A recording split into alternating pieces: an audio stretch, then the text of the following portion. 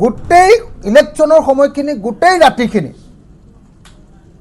বিজেপিয়ে কুশল দুৱাৰীয়ে যি সন্ত্ৰাসময় পৰিৱেশৰ সৃষ্টি কৰিলে সেইটো শিৱসাগৰৰ ইতিহাসৰ প্ৰথম ঘটনাৰূপে পৰিগণিত হৈছে।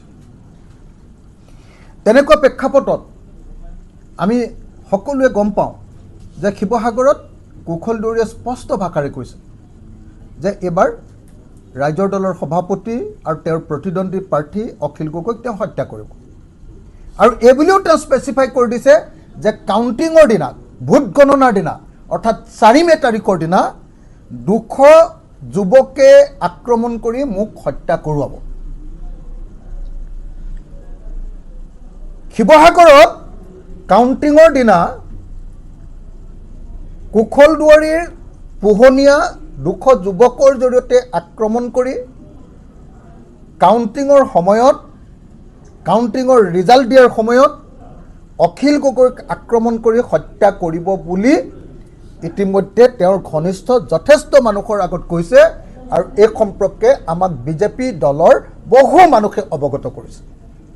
কেৱল সেইটোৱে নহয়, কেৱল অখিল গগৈক টাৰ্গেট কৰা নহয়, মোৰ ব্যক্তিগত সচিব অম্লানজ্যোতি গগৈ, তেওঁ ৰাইজৰ দলৰ সদৌ অসমৰ সাংগঠনিক সম্পাদক অম্লানজ্যোতি গগৈকো গুলীয়াই হত্যা কৰিব বুলি ভাবুকি প্ৰদান কৰিছে।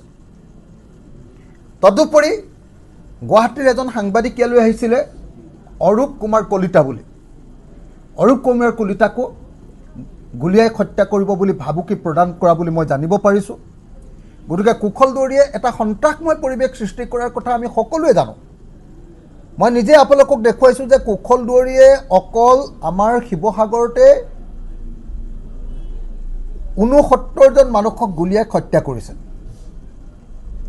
তেওঁ চিৰিয়েল কিলাৰ, তেওঁ অসমৰ ইতিহাসৰ আটাইতকৈ ডাঙৰ গুপ্তঘাতক। সেই গুপ্তঘাতকে অপেনলি ঘোষণা কৰিছে যে এইবাৰ অখিল গগৈক গুলীয়াই হত্যা কৰিব।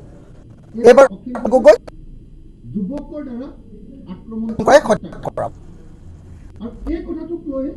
মই অসমৰ ডিজিপি, অসম পুলিচৰ DGP director general of police Harmeet Singh আৰু এডিজি এছপি কি নাথ কয় হীৰেণ নাথক মই এই সম্পৰ্কে কমপ্লেইন দিলোঁ।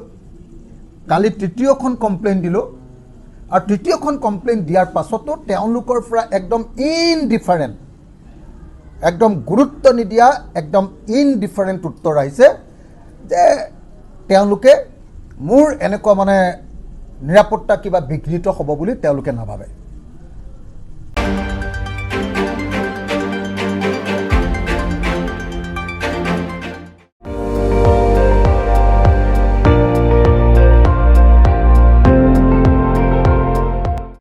আপুনি চাই আছে ND24, সৰ্বশ্ৰেষ্ঠ নহয় সৰ্বোত্তমৰ দৌৰত।